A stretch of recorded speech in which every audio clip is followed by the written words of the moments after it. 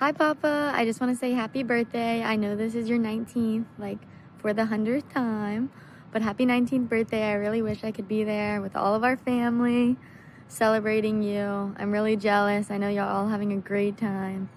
Go ahead and eat a little extra today for me. And I miss you so much, and I can't wait to see you again. I love you. Happy 19th birthday. Hey, Papa. I'm sorry I couldn't be there, but I just wanted to wish you a happy 19th birthday. Hope you're having a blast, and I love you. Happy birthday to you. Happy birthday to you. Happy birthday, dear Mike.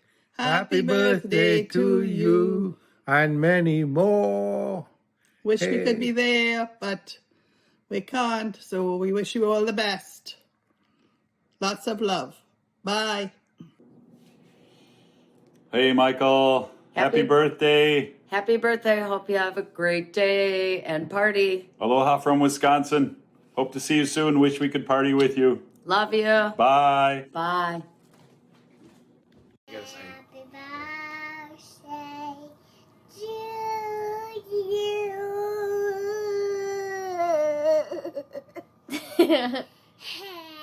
Happy birthday to Micah. Happy birthday to you. Yay! Yay! Happy birthday! Happy birthday! Okay, all right. Hope to see you soon. Love you. Love you. Bye. Bye. Bye, love you, bye. I'm going to be there for 5 minutes. Surprise. Surprise. Surprise. Ready?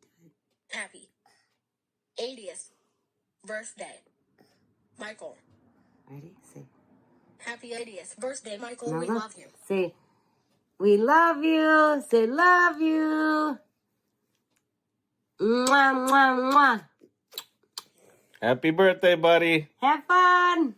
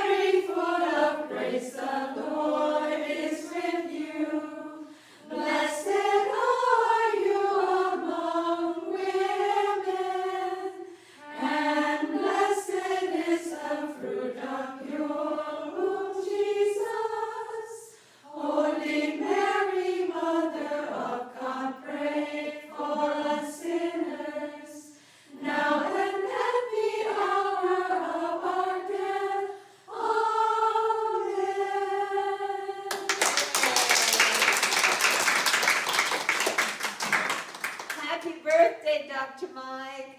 Many more, Dr. Mike. We love you. We thank you. I'll catch up with you in 3 months. Happy birthday. In 3 months from his Oh birthday. my. That's not bad at all. That's good. You look very young. Well, we sure are grateful to Bonnie to include us in your birthday party. Yes. This will be the best yet, Dr. Mike. We hope you have a They don't get better. Now we have to introduce our new one. Yes, I'm Lily. Yeah. So you're doing okay? They treating you well? When Michael and I were little, we moved around a lot, whether it was because of my father's job or we just simply outgrew the house that we were living in at the time. It started when my dad was in the service in Florida, and my mother and Michael went down there to live there. When he was discharged, they came back and we moved to the farm in Blanchardville, the family farm. And we lived there until after Johnny was born. And then we moved back to Milwaukee, and we lived on Girard Street. From there, we moved to 83rd Street, where we lived a couple of years. And when Tommy was born, Tommy was 6 weeks old, and my dad took a job transfer to Detroit, where we lived in two different locations in Detroit. And from there, we moved to Ohio. The families on either side of us, the children developed polio, and my parents up and moved us out simply because it was so dangerous. And we moved back to Milwaukee to be safe. We lived in a duplex on 60th Street, a two-bedroom duplex, and we had a bedroom up in the attic. Michael, Johnny, Bethy, and I shared a bedroom. Then Tommy had a bedroom, and my parents had a bedroom.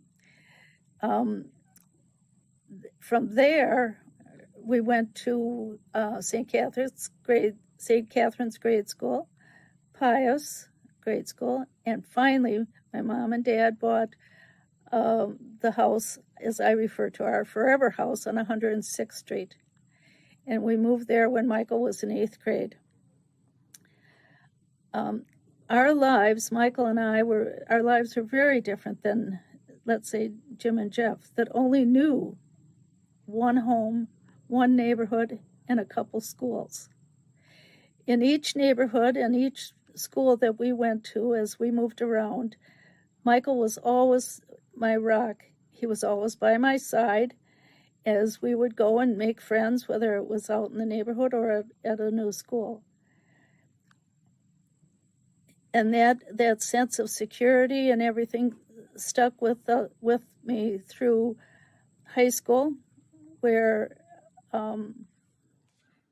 that sense of security stuck with me all through high school, where Michael and I went to a lot of the same dances, the same football games, and we had a lot of the same friends. Michael's friends always enjoyed hanging out at our house. Guys like Phil Lofi and Jimmer Birschbach, Terry Keenan, or Bobby Wilmont, Bill Cosney, John Capps. There were so many of them, and they would just kind of hang out at our house. My friends, I think, hung out with me because I had an older brother who looked a lot like James Dean and had some cool friends. Every time I run into old friends from high school, they always ask about Michael and how he is and where he is and what's going on. My life was much better because Michael was in it and was a part of it and was my rock. I love you, Michael. Happy 80th. Can't wait to give you a hug. Bye. All right. Okay, I just wanted to send a message down to wish Mike a very happy birthday. I do have a story, a very true story. Happened when I was very young. I was a first grader. Mike was 19 at the time, and he was quite a boxer. In fact, he was the Golden Gloves champion.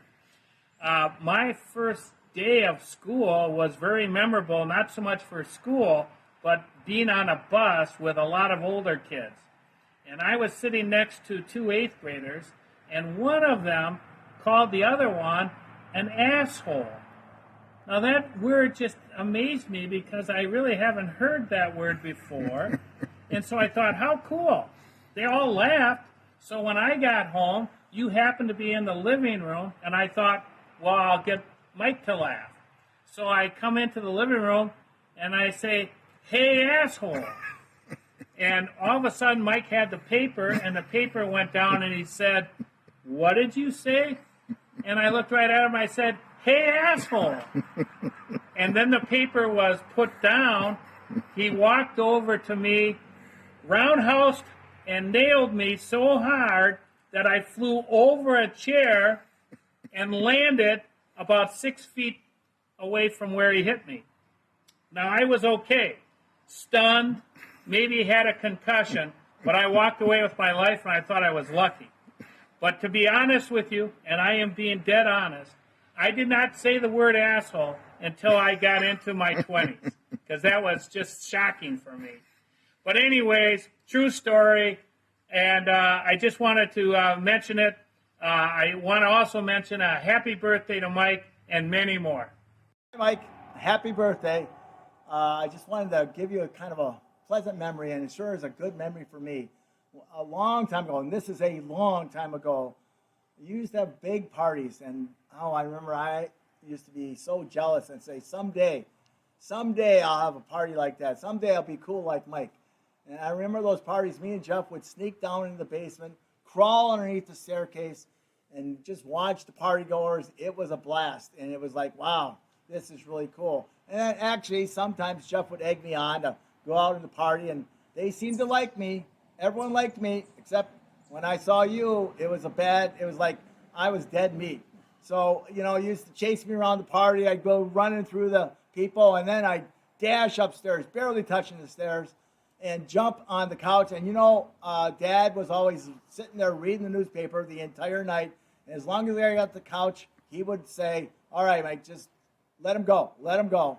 And I'd be safe, at least till the next party. But, again, we looked up to you so much. It was so, we say someday we'll be cool like Mike. And you did inspire me anyways, because when I was a senior in high school, I had that one big party, just like you had, Mike. And it was jam-packed with people. And, you inspired me when I was a young kid to have that, and you inspire me now. Happy birthday, Mike, and many more. You gotta look at the background. This is where we should sit here. No, I don't care. Yeah. All right, I'll show her. Hey, mighty birthday. It's the big.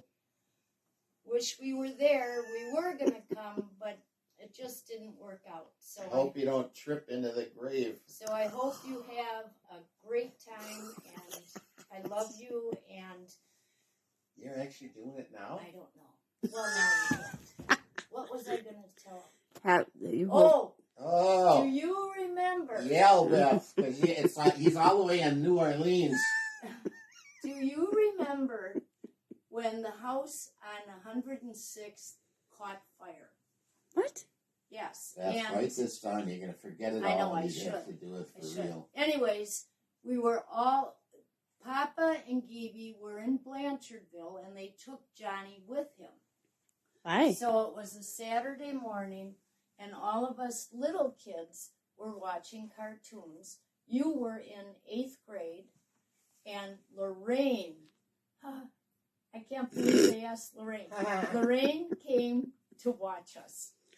Well, all of a sudden, the furnace caught on fire, and it exploded, and you and Judy went down and tried to put it out with rugs, and it didn't work. With rugs? Yeah, whatever. That's flammable. And it didn't work, so you came up, and Judy told us we had to go outside. Well, it's like 8 o'clock in the morning. We're in our pajamas. We're not going outside. We weren't going to go. I thought they were jams. And finally, Judy said, you have to. The house is on fire. Well, we immediately got up and ran to the basement to see it. I thought this was a test. And Don't keep going. The flames She's were from started. the floor You in can't the stop her. basement up to the rafters. And we ran down, looked at it, and then decided, yes, we probably should go outside. I didn't want to go out in my pajamas, so... Jams. Well, wait a minute. Backtrack. Michael... Yeah, he doesn't... Mike ran upstairs... He's going to be 81 by the time you're finished. And ran into their bedroom and grabbed Kiwi's new mink coat. Oh my God, out that of the damn closet coat. And brought it down. Oh God. He brought it downstairs. He And saved then- the coat before the kids. Well, anyways, Jimmy was an Way to go, infant. Mike. Jimmy was an infant in a bassinet, and I ran upstairs to get dressed, and I realized Jimmy was in Papa and Gibi's bedroom in a bassinet, and you ran right Past him with the him coat? Through to the flames. to get the coat, and you left Jimmy up there. So I picked up Jimmy, and I hesitated because I was not allowed to carry him up and down stairs. Oh my God. But I thought, well, I'd better do that. It's So an exception. I carried him downstairs, handed him to someone, Judy maybe, Neighbor. and turned around Lorraine. and went back upstairs to get dressed, and I only got to the top of the stairs because the smoke was coming through all the vents. So you did not save Ran your out little naked. brother, your little brother, Nutter butter. but you saved the mink The coat. mink coat. And Phoebe would be so proud. That was my story.